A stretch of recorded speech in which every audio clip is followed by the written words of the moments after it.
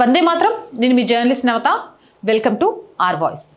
నాకు తెలియక అడుగుతాను, నీట్ ఎగ్జామ్స్కి సంబంధించి విద్యార్థులకు న్యాయం చేస్తానంటూ మొదలైన నిరసన ఎటు వెళ్తుంది, ఏ దారిన వెళ్తుంది, వీళ్ళ అసలు ఎజెండా ఏంటి అనేది బయటకు వస్తుంది. ఇక్కడ ఎజెండానే కాదు, ఓటు బ్యాంకు రాజకీయాలతో కులాల మధ్య కుంపడి పెడుతూ హిందువులను విడగొడుతూ ఒకరి మీద ఒకరికి పగ పెంచే ఆ పగ ద్వారా తమ రాజకీయ పబ్బం గడుపుకోవడానికి కాక్రోచ్ జనతా పార్టీ అడ్డాగా మార్చుకుందనే విషయం మరొకసారి బయటపడింది. నేను ఒక వీడియో చూపిస్తాను. ఇది ఏ ఛానల్దో ఇంటర్వ్యూ అనుకుంటా. వీర సావర్కర్ అనే ఆ వ్యక్తి అతను ఆడియోని తన ఫేస్బుక్ పేజ్లో వేశాడు. ఆడియో వినిపిస్తాను, చూడండి. पापा तो कुछ बोल नहीं रहे क्योंकि पापा और मेरा थोड़ा सा मतलब वो रहता है ना कि इंडियन पापा बीजेपी वोट रहे क्या? नहीं बिल्कुल मेरे घर में अरे दलित फैमिली है, कहां से बीजेपी वोट करो? Have you ever been a papa क्या बोल रहे हैं? पापा तो कुछ बोल नहीं रहे क्योंकि पापा और मेरा थोड़ा सा मतलब वो रहता है ना कि इंडियन पापा बीजेपी वोट रहे क्या? नहीं बिल्कुल मेरे घर में अरे दलित फैमिली है, कहां से बीजेपी वोट करो? Have you ever been a papa क्या बोल रहे हैं? पापा तो कुछ बोल नहीं रहे क्योंकि पापा और मेरा थोड़ा सा मतलब वो रहता है ना कि इंडियन पापा बीजेपी वोट रहे क्या? नहीं बिल्कुल मेरे घर में अरे दलित फैमिली है, कहां से बीजेपी वोट करो? हैव यू విన్నారు కదా, నేను దళిత కుటుంబం నుంచి వచ్చాను, మా కుటుంబం బీజేపీకి ఎందుకు ఓటు వేస్తుంది అని నాకు తెలవక అడుగుతా. అభిజిత్ దీప్కేని దళిత ఫ్యామిలీ నుంచి వస్తే బీజేపీకి ఓటు వేయొద్దా? అది తప్ప నేరమా? నువ్వెవరు డిసైడ్ చేయడానికి దళిత కుటుంబాలు ఎవరికి ఓటు వేయాలి అనేది? నువ్వెవరు అసలు డిసైడ్ చేయడానికి? ఒక దళితుడికి తన ఓటు ఎవరికి వేయాలో కూడా తెలియదా? అదేదో నీలాంటోడు ఒకడు వచ్చి నిర్ణయం చేయాలా? నీలాంటోడు చెప్పాలా? అసలు బీజేపీకి ఓటేస్తే తప్పేంది అంటే, దళితుడు బీజేపీకి ఓటేస్తే తప్పంటే కాంగ్రెస్ ఓటేస్తే సరైందా? ఈ నీ ఆలోచనే అసలు నీ రంగేంటి అనేది బయట పెడుతోంది. ఇది దళిత సమాజాన్ని అవమానించడం కాదా? వాళ్ళకు స్వేచ్ఛ లేదా? వాళ్ళకి ఎవరేసుకో, మేము దళితులం కాబట్టి, నేను దళితుడిని కాబట్టి బీజేపీకి, దళితులు బీజేపీకి ఎందుకు ఓటేస్తారంటే వెయ్యరా? నిజాలు చెప్పనా నేను? ఇంటే గుండాకి చచ్చిపోతావు బిడ్డ.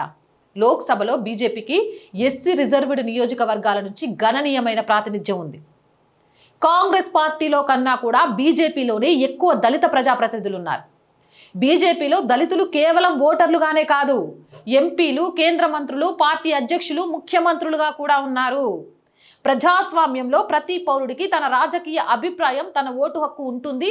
నీలాంటోడు దాన్ని చెప్పాల్సిన అవసరం లేదు.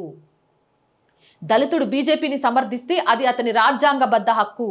ఆ ఎంపికను అవమానించడం అంటే దళితుల స్వతంత్ర ఆలోచన హక్కునే ప్రశ్నించటం. భావజాలంతో విభేదించండి, కానీ ఒక వర్గం ప్రజలు ఎవరికి ఓటు వేయాలో మీరు నిర్ణయించుకోవాలనుకోవడం ప్రజాస్వామ్యం కాదు. దళితుల ఓటు ఎవరి సొత్తు కాదు, దళితుల నిర్ణయం దళితులదే. సో దళిత సోదరి సోదరులు నీలాంటి జార్జు సోరెస్ పెంపుడు కుక్కల మాటలని నమ్మరు. వాళ్ళు దేశ ప్రగతి వైపే నిలబడతారు. దానికి వాస్తవ లెక్కలు కూడా ఇప్పుడు కనిపిస్తున్నాయి. సో నువ్వు విభజించి పాలించి రాజకీయ పబ్బం గడుపుకోవాలి అనే నీ నీచపు ఆలోచనను మడత పెట్టుకుని ఏడొచ్చుచోవా ఆడికి వెళ్ళిపో. ఎందుకంటే ఈడ నీ పిచ్చి ఆలోచనలను నా భారతీయ జంజి ఎప్పటికీ నమ్మదు, నీలాంటి వాళ్ళని ఎప్పటికీ ప్రోత్సహించదు. అవునా కాదా? మీ అభిప్రాయం ఏంటి? కామెంట్ చేయండి. జై హింద్, జై భారత్. అండ్ రోజు చెప్తుందేనండి, ఇలాంటి మోర్ అప్డేట్ వీడియోస్ కోసం or group of channels, or voice, or political, or Sanskriti 3 ఛానల్స్ని వెంటనే సబ్స్క్రైబ్ చేయండి. కంటెంట్ బాగుంది అనిపిస్తే లైక్ చేయండి, షేర్ చేయండి. అండ్ ఆర్థికంగా ఆర్ వాయిస్కి మీ చేయూత చాలా చాలా అవసరం. మనకు 1st తారీఖు వస్తుంది, శాలరీస్ ఇవన్నీ చాలా ఇబ్బంది ఉంటుంది. ఆ ఇబ్బందుల వల్లే ఈ మధ్యకాలంలో వీడియోస్ కూడా సకాలంలో మీ ముందుకు తీసుకురాలేకపోతున్నాం. బట్ ఏం చేసైనా ఈ ఛానల్ని ముందుకు తీసుకెళ్ళాలి కానీ ఆపకూడదు అనే ఒక సదుద్దేశంతోనే ముందుకెళ్తున్నాం. మీ చేయూత ఈరోజు చాలా అవసరం, చేస్తారని ఆశిస్తున్నాం.